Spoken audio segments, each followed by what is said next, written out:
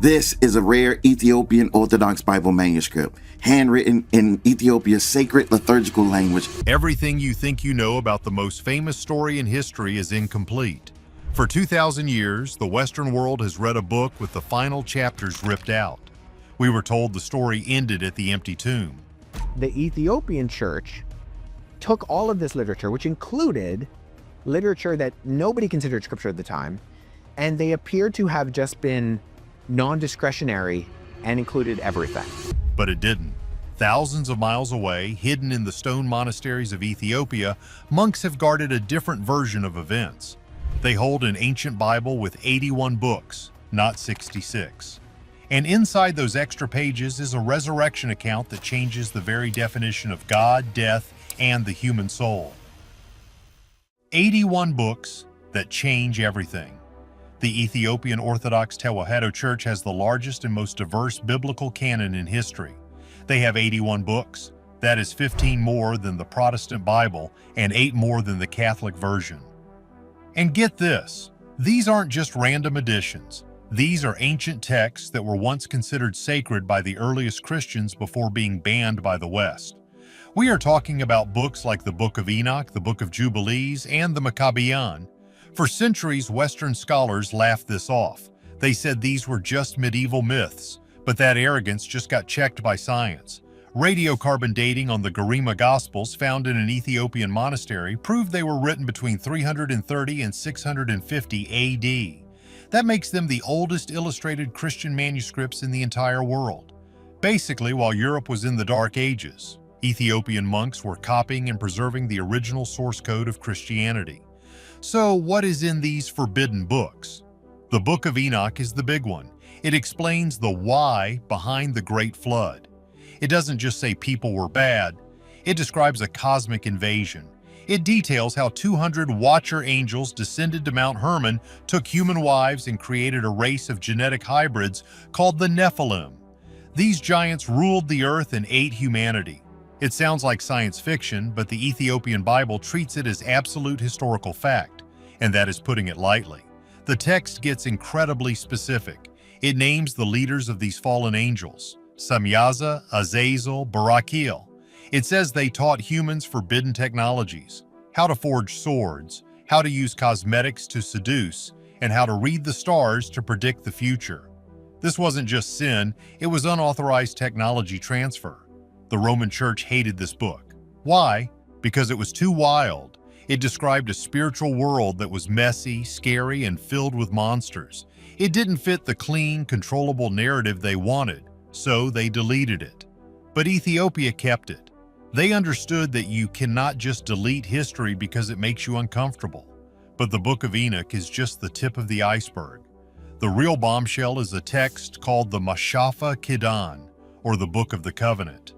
This is the text that deals directly with the resurrection. In the Western tradition, Jesus appears for a few nice moments after death. In the Ethiopian tradition, he stays for 40 days. And he isn't just hanging out, he is setting up a secret structure for the world that completely bypasses the need for a church hierarchy. He teaches them the language of the birds and the secrets of the elements. He speaks about the end times not as a war of armies, but as a war of frequencies and spirits. It is a completely different vibe. It is urgent. It is mystical. And it empowers the individual, not the institution. The crazy part is that these monks believe these 81 books are the narrow gate mentioned in Scripture.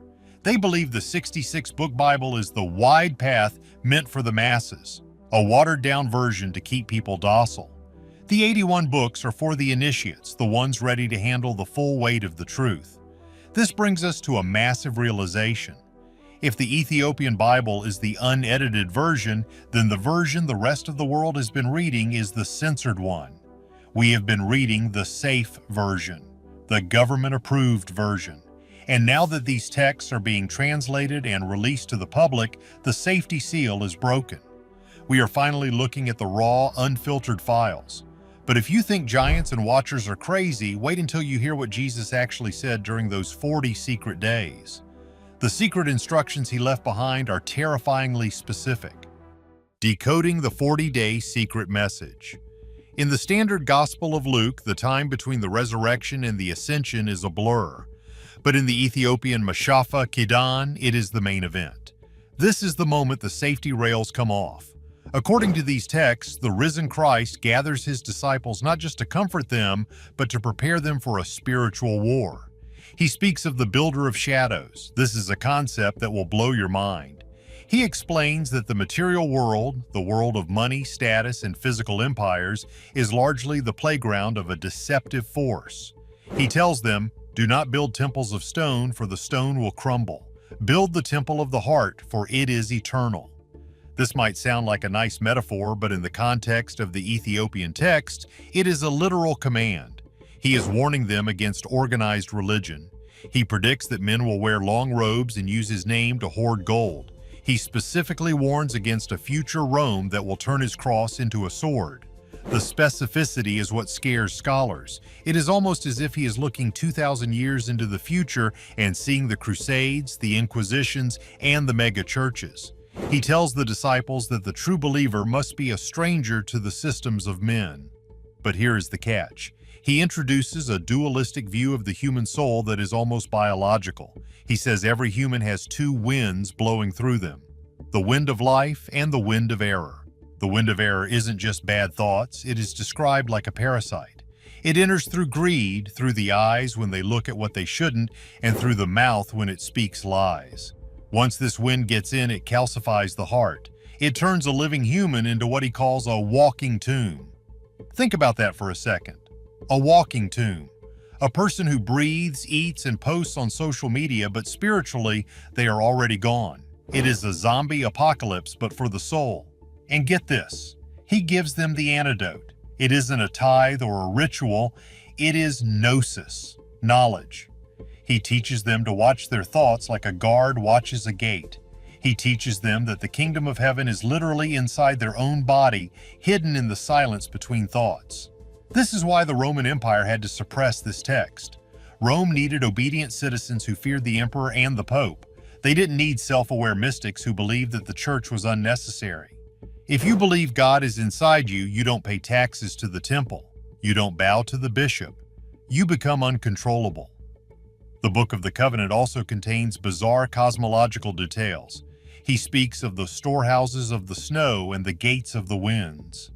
For a long time, people thought this was poetic nonsense, but modern meteorology confirms that weather patterns move in global currents, literal rivers of wind. How did a text from 2,000 years ago know about the atmospheric dynamics of the planet? He also speaks of the abyss of water beneath the earth. Again, modern science recently discovered a massive ocean of water trapped in ringwoodite rock deep within the Earth's mantle, more water than in all the surface oceans combined. The Ethiopian Bible was right. There is an abyss of water beneath us. These wow factors add a layer of credibility that is hard to ignore. If the text was right about the water and the winds, could it be right about the spiritual parasite? The tone of these 40 days is urgent. It is not the turn the other cheek vibe of the Sermon on the Mount. It is the vibe of a general giving a final briefing before he leaves the battlefield. He tells them, "The darkness will come, and it will wear my face." That is the scariest line in the book. It will wear my face. He is predicting that the ultimate evil will not look like a monster. It will look like Christianity. It will look like a savior. It will deceive the world by looking exactly like the thing it is trying to destroy. This lines up perfectly with the Antichrist theories, but it makes it much more subtle and dangerous. It suggests the deception is already here, baked into the institutions we trust. But he didn't just leave them with warnings, he left them with a weapon. A secret practice known only to the inner circle involving the control of breath and the focus of the mind, similar to advanced meditation found in the East. This connects to the Isa theory, the idea that Jesus spent his lost years in India or Tibet. The teachings in the Ethiopian Bible are incredibly Eastern. Karma, reincarnation, inner energy centers. It is all there, disguised in gaze terminology. So we have a secret book, a warning about a fake church, and instructions on how to unlock inner power. But if Jesus left, where did the physical proof of his power go? The answer lies in a small stone chapel that no one is allowed to enter. Why Hitler and the Templars failed. Let's be real. You cannot talk about Ethiopia without talking about the Ark of the Covenant. In the movie Raiders of the Lost Ark, Indiana Jones finds it in Egypt, but in the real world, every single Ethiopian believes it is in the city of Aksum, inside the Church of Our Lady Mary of Zion. This isn't just a folktale, it is the central pillar of their civilization. The story goes back to the Queen of Sheba. She traveled to Jerusalem, met King Solomon, and to put it politely, they got very close. She returned to Ethiopia pregnant with his son, Menelik I. When Menelik grew up, he went to visit his dad. Solomon offered him the kingdom, but Menelik said no. He wanted to go back home, but he didn't leave empty-handed. According to the Kebra Nagast, or the Glory of Kings, Menelik and his crew pulled off the greatest heist in human history. They switched the real Ark with a wooden replica and smuggled the true Ark of the Covenant down the Nile all the way to the Ethiopian highlands. Now, here is the deal. The Bible describes the Ark as a gold-plated chest containing the 10 Commandments, but it also describes it as a weapon. It could level mountains, burn armies with holy fire, and make people's hair fall out if they got too close. That sounds a lot like radiation. And get this, the monk who guards the Ark today shows signs of what looks like radiation sickness. He is the guardian. Only one man is chosen for this job. Once he is appointed, he can never leave the chapel grounds. He is there until he dies. He cooks for himself, prays constantly, and guards the object with his life. Reporters who have managed to get close to these guardians say they often develop cataracts in their eyes and lose their sight within a few years. Their skin turns strangely pale. They die young. Why would a wooden box do that? Unless it is not just a wooden box. The theories here are wild. Some say the Ark is a capacitor, a piece of ancient high-voltage technology. Others say it is a communication device used to talk to the Watchers. Whatever it is, Ethiopia has guarded it for 3,000 years, and they have defended it. Ethiopia is the only African nation that was never colonized. In 1896, the Italians invaded with modern guns and artillery. The Ethiopians, armed mostly with spears and old rifles, crushed them at the Battle of Adwa. It was an impossible victory. The locals don't call it a miracle. They say St. George rode into battle with them, but they also whisper that the Ark was brought to the battlefield. They say a terrible light blinded the Italian gunners. It brings a whole new meaning to divine intervention. Even the Knights Templar knew about this. In the 12th century, the Templars traveled to Ethiopia searching for the Ark. You can see their symbols carved into the stone churches of Lalibela. They were obsessed. They knew the Holy Grail wasn't a cup. It was this bloodline and this box. But the Ark isn't just a weapon. It is the proof of the bloodline. The Ethiopian emperors, the Solomonic dynasty, ruled from Menelik all the way until 1974. That is a continuous line of kings for almost 3,000 years. They claim to be the blood relatives of Jesus Christ through the line of David. This means that while Europe was worshiping Jesus as a distant god, Ethiopia was ruled by his cousins. The implications are staggering. If the Ark is real, and if it is in Aksum, then the center of biblical authority isn't the Vatican. It is a dusty town in Tigray. It means the chosen people aren't who we thought they were. But the mystery doesn't stop at the Ark. It extends to the very ground itself. If you travel south of Aksum, you find something that defies the laws of engineering. Churches that weren't built, but carved. They say men didn't build them alone. They say the angels worked the night shift. The laser-cut churches of 1200 AD. Welcome to Lalibela. This is the place that makes archaeologists scratch their heads and just give up. In the 12th century, King Lalibela ordered the construction of 11 churches. But he didn't hire masons to stack bricks. He ordered them to carve the churches straight out of the solid volcanic rock ground. We are not talking about caves, we are talking about massive, intricate cathedrals, complete with windows, doors, columns, and drainage systems, carved out of one single piece of rock. It is a negative sculpture. You have to visualize the entire building in 3D, then remove everything that isn't the church. One mistake, one cracked pillar, and the whole project is ruined. You cannot glue a rock back on. And the crazy part? They say it was done in 24 years. Modern engineers have crunched the numbers. To carve these 11 churches with hand tools, chisels, and hammers would take 40,000 men over a century. And the amount of debris removal alone would require a fleet of trucks. But there is no evidence of the debris. Millions of tons of rock just vanished. The local legend? It's a wow factor. The monks say that the human workers toiled during the day, but at night angels came down and continued the work. They say the angels worked twice as fast as the men. They used tools of light that sliced through the volcanic tuff like butter. Tools of light. Does that sound like a chisel to you, or does it sound like directed energy technology? Some theorists suggest that the Ark of the Covenant was brought to Lalibela during this time and that it was used as a power source or a tool to soften the stone. There are actually ancient accounts in other cultures of softening stone using sound frequencies or chemical compounds. Could the Ethiopians have possessed a lost technology? The Church of St. George is the most famous one. It is shaped like a perfect cross, dug deep into a pit. The roof is at ground level. You look down into it. The precision is laser perfect. The drainage system is so advanced that even after 800 years of torrential rains, the church never floods. And then there are the tunnels. Underneath the complex is a labyrinth of pitch-black tunnels meant to symbolize the descent into hell. Candidates for the priesthood have to navigate these tunnels in total darkness, feeling their way along the walls for hours while chanting. It is a sensory deprivation tank built of stone. This connects back to the Book of the Covenant teachings about the darkness of the tomb. The architecture reinforces the theology. You have to walk through the darkness to find the light. But recently, 3D laser scans of the site have revealed something else. Anomalies under the floor.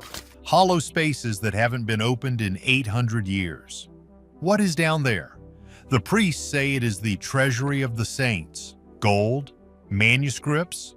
Or perhaps the tools they used to build the place. The world is obsessed with the pyramids of Egypt, but Lalibela is arguably more complex. The pyramids are stacked blocks. Lalibela is subtraction. It requires a level of planning that suggests a computer-like mind. What most people don't realize is that King Lalibela spent time in Jerusalem before it fell to the Muslims. He wanted to build a new Jerusalem in Africa safe from the wars of the Middle East. He even named the river flowing through the town the River Jordan. He wasn't just building churches, he was building a bunker. A spiritual fortress to preserve the faith when the rest of the world was burning. And it worked. While European cathedrals were bombed in world wars, Lalibela remained untouched. But the stone holds one more secret. The symbols carved into the walls include the Star of David, the cross, and the swastika, which was an ancient symbol of the sun long before it was corrupted by the Nazis. It shows a fusion of faiths, a connection to the East, and a geometry that aligns with the stars. The Ethiopians didn't just preserve books, they preserved the knowledge of how to manipulate matter itself. But the ultimate secret isn't about rocks or boxes, it's about the blood, the secret family tree of God. So here's the deal. In the West, Jesus is a singular figure. He has no wife, no kids, and his family line effectively ends with him. But in the East, and specifically in Ethiopia, family is everything. The Solomonic dynasty of Ethiopia is a genealogical mic drop. From 900 BC until 1974 AD, one family held the throne. Emperor Haile Selassie, the last emperor, was the 225th monarch of this line. He was called the Conquering Lion of the tribe of Judah.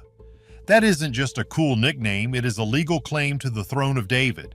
If you trace the lineage, it connects Ethiopia directly to the Old Testament, but it also implies a connection to the New Testament that makes people very nervous. If Mary was of the house of David and the Ethiopian kings were of the house of David, they are cousins. Rastafarians believe Haile Selassie was the returned Messiah.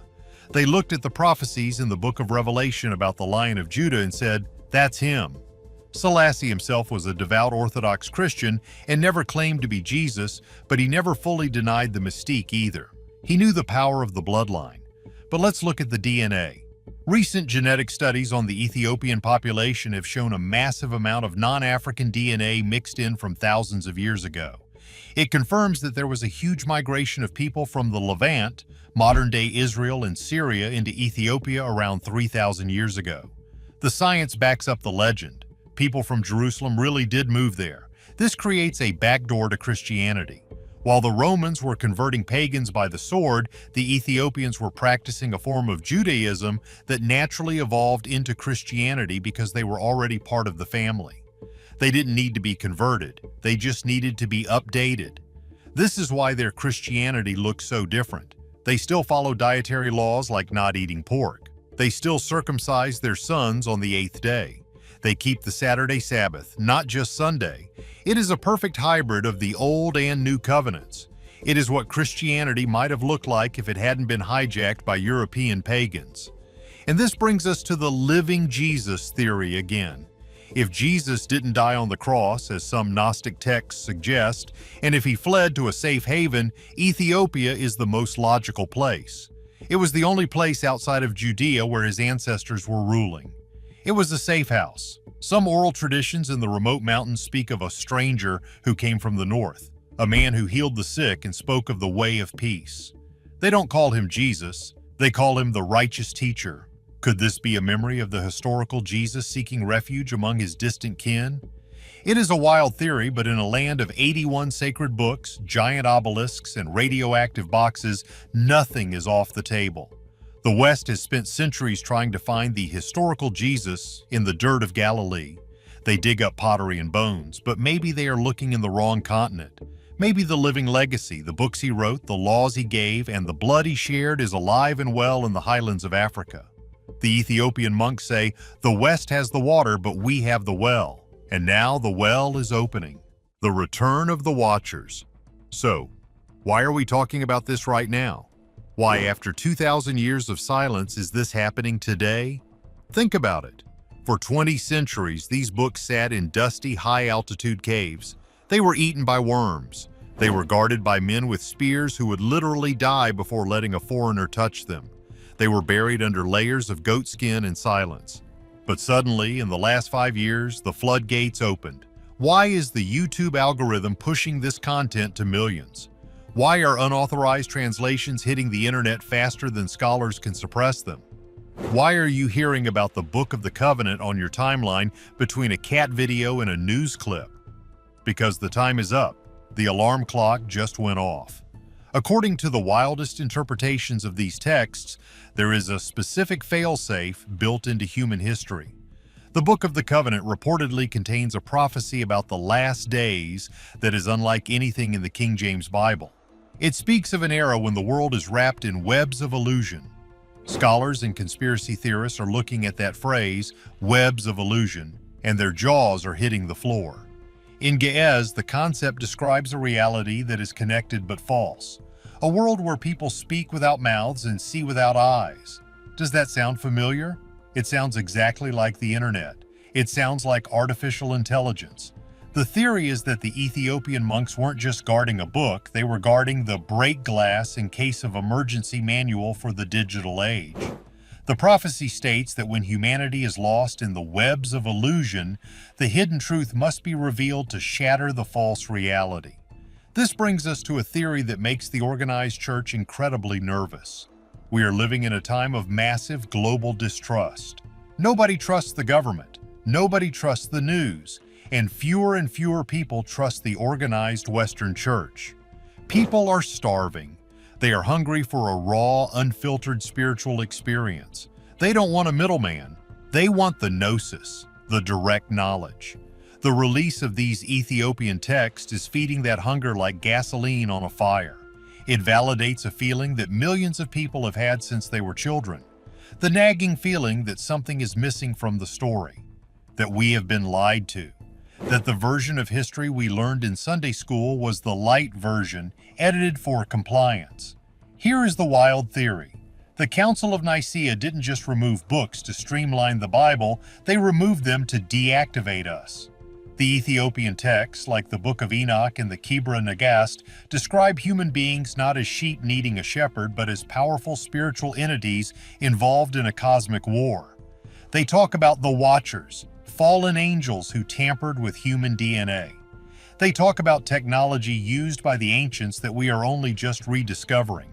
By removing these books, the Western gatekeepers stripped us of our history and our armor. They turned us into passive consumers of religion rather than active participants in a spiritual war. But Ethiopia didn't get the memo. Ethiopia kept the pro version of the software while the rest of the world got the downgrade. It gets even crazier when you look at what is actually in these texts. We aren't just talking about prayers and psalms, we are talking about what looks suspiciously like lost physics. Some researchers believe the Ethiopian manuscripts contain the secrets of acoustic levitation. Look at the churches of Lalibela in Ethiopia. They weren't built, they were cut out of solid rock from the top down. The local legend says angels helped build them at night. But modern theorists analyzing the translated text believe angels is a mistranslation for a technology that used sound frequencies to soften stone. If this is true, the Book of the Covenant might not just be a religious text. It might be a technical manual. It might explain how the pyramids were really built. It might explain the manna machine. It might explain the weird high-tech descriptions of the Ark of the Covenant, which, by the way, the Ethiopian church claims to actually possess in a heavily guarded chapel in Axum. If the texts currently being translated explain how to operate the Ark or how to access the frequencies of the ancients, then we aren't just looking at a religious revival. We are looking at the rediscovery of a pre-flood science that could change everything. So here's the question that will keep you up at night. If the version of history you were taught was edited by emperors to control you, what else is a lie? Are you ready to read the forbidden chapters, or is the truth too dangerous? Hit that like button if you want more forbidden history, and subscribe to join the search for the truth.